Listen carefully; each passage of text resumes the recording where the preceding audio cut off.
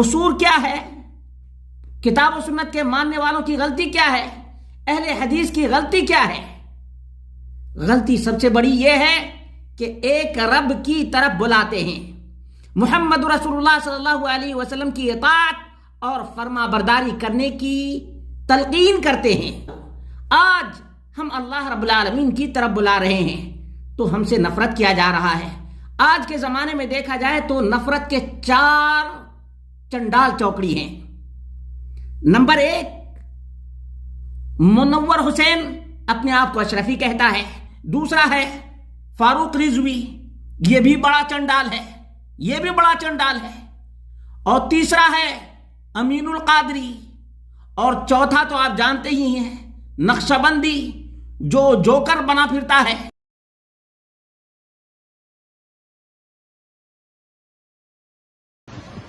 کہ وہابیوں کے یہاں کھانا پینا جائز ہے یا نہیں ہے۔ آج ہم لوگ بغیر کسی تحقیق کے، بغیر کسی وجہ کے ہم ان سے دوستی بھی رکھتے ہیں، کھاتے بھی ہیں، پیتے بھی ہیں، حالانکہ شریعت اسلامیہ نے وہابیوں کے ساتھ اٹھنے بیٹھنے، ان کے یہاں کھانے پینے کو گناہ قرار دیا ہے۔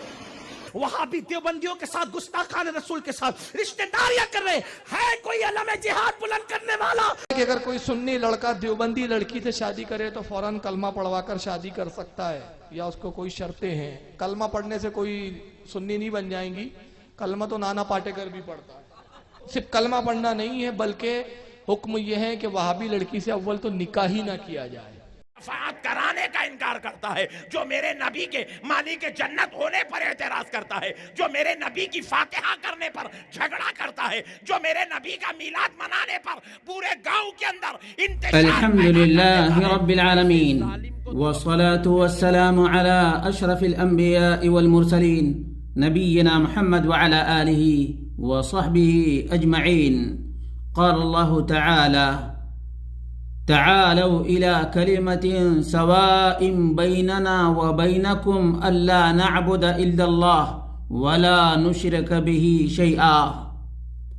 برادران اسلام، دینی اور ملی بھائیوں، دوستوں اور ساتھیوں، اللہ رب العالمین کا دین محمد رسول اللہ صلی اللہ علیہ وسلم کے زمانے میں کمپلیٹ اور مکمل ہو گیا، اور اس پر مسلمانوں کو بجا طور پر فخر ہونا چاہیے کہ اللہ رب العالمین نے وہ دین ہم سب کو عطا فرمایا جو نہ یہودی کو ملا، نہ کرسچن کو ملا، نہ نصرانی کو ملا، اور نہ ان سے پہلے کے لوگوں کو ملا۔ کامل اور کمپلیٹ دین ملا تو ہم مسلمانوں کو ملا ہے، کامل نبی ملا تو ہم مسلمانوں کو ملا ہے۔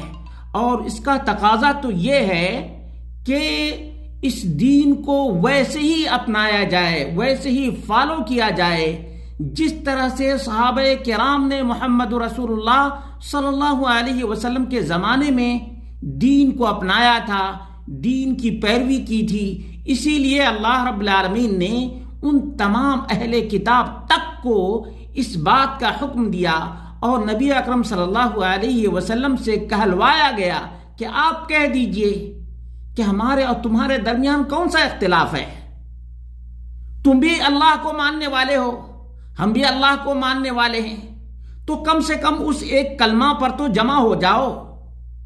آج ہم تمام فرقہ والوں سے یہی بات کہتے ہیں، جتنے بھی دین کے نام پر، اسلام کے نام پر فرقے اور مذاہب بنا لیے گئے ہیں، ان تمام کو ہم یہی بات کہتے ہیں: وَاعْتَصِمُوا بِحَبْلِ اللَّهِ جَمِيعًا وَلَا تَفَرَّقُوا۔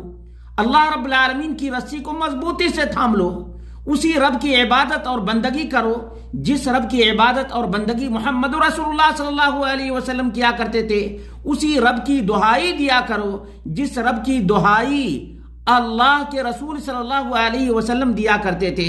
انبیاء علیہ الصلوۃ والتسلیم بھی اسی رب سے التجا اور فریاد کیا کرتے تھے: ربنا ظلمنا انفسنا وان لم تغفر لنا وترحمنا لنكونن من الخاسرین۔ یہ آدم اور حوا کی دعا ہے جو اللہ رب العالمین سے کی گئی ہے۔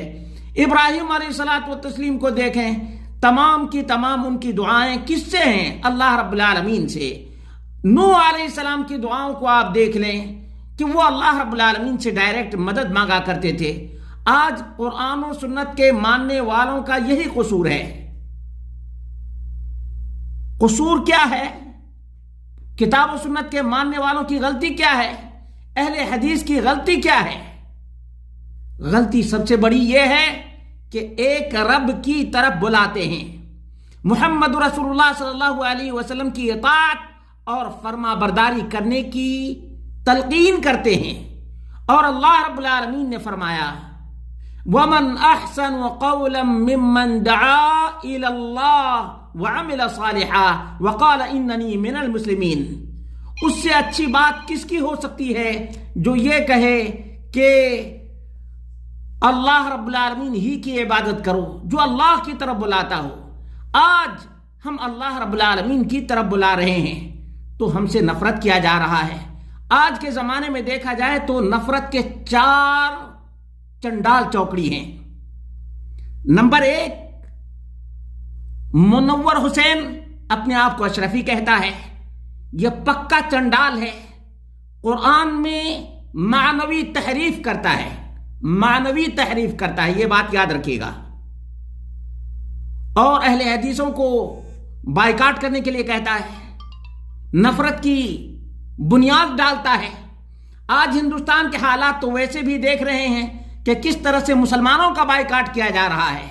اب مسلمانوں میں یہ جو باباؤں کے نام پر گیروے رنگ کے تو ہرے رنگ کے تو پیلے رنگ کے جو پھینٹے والے آتے ہیں، یہ بھی نفرت کی بنیاد ڈال رہے ہیں، بائیکاٹ کرنے کی دھمکی دے رہے ہیں۔ لیکن مسلمانوں، میں تم سے پوچھتا ہوں، یہ اشرفی نہیں، یہ اخبثی ہے، کیونکہ اللہ رب العالمین نے فرمایا انما المؤمنون اخوہ، تمام کے تمام مومنین بھائی ہیں، تو تمہیں بھائی بھائی بن کر رہنا چاہیے، نفرت کی دیوار کو توڑنا چاہیے، محبت کی راہوں کو ہموار کرنا چاہیے۔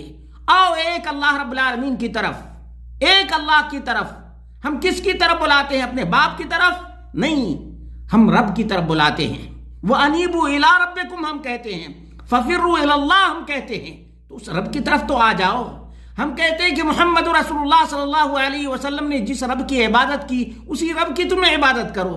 جیسے محمد رسول اللہ صلی اللہ علیہ وسلم نے عبادت کی ہے، تم بھی ویسی ہی عبادت کرو۔ جتنی اللہ کے رسول صلی اللہ علیہ وسلم نے عبادت کی ہے، اتنی ہی تم بھی عبادت کرو۔ تو یہی ہمارا قصور ہے، یہی ہماری غلطی ہے، جس کی وجہ سے ہمارا بائیکاٹ کرنے کے لیے کہا جا رہا ہے۔ دوسرا ہے فاروق رضوی، یہ بھی بڑا چنڈال ہے، یہ بھی بڑا چنڈال ہے۔ اور تیسرا ہے امین القادری، اور چوتھا تو آپ جانتے ہی ہیں، نقشبندی، جو جوکر بنا پھرتا ہے، جس کو قرآن کا علم نہیں، قرآن کی زبان کا علم نہیں، اور وہ علامہ بنا پھرتا ہے، اور لوگ واہ واہ کر رہے ہیں۔ مسلمانوں، تم کم سے کم عقل و شعور سے کام لو، اللہ رب العالمین سے ڈرو، اور ان چنڈالوں کو سمجھو۔ اگر سمجھنے کا سلیقہ ہے، اگر علم ہے، ادراک ہے، تو تم رب کے قرآن پر ان لوگوں کی باتوں کو پیش کرو، محمد رسول اللہ صلی اللہ علیہ وسلم کی سنتوں پر ان چنڈالوں کی باتوں کو پیش کرو۔ معلوم ہو جائے گا کہ یہ سب کے سب زیرو ہیں، جو چرب زبانی سے ہیرو بننے کی کوشش کرتے ہیں، نفرت کی دیوار کھڑی کرتے ہیں، مسلمانوں میں نفرت کی بیج بوتے ہیں۔ مسلمانوں، تم ہوش کے ناخن لو، ورنہ تو انجام جو ہو رہا ہے اس سے بدتر بھی ہونے والے ہیں۔ بس اللہ رب العالمین اسلام کی پابندی کرنے کی توفیق عطا فرمائے، اس اسلام پر چلنے کی توفیق عطا فرمائے جس اسلام پر ابو بکر و عمر و عثمان و علی، طلحہ و زبیر اور 10 مبشرہ چلے تھے۔ کسی کے باپ کا دھرم نہیں چلے گا۔ محمد رسول اللہ صلی اللہ علیہ وسلم کی اطاعت اور فرما برداری میں، محمد رسول اللہ صلی اللہ علیہ وسلم کی پیروی میں اللہ کی رضا ہے۔ اللہ رب العالمین عقل و شعور کا ناخن لینے کی توفیق عطا فرمائے۔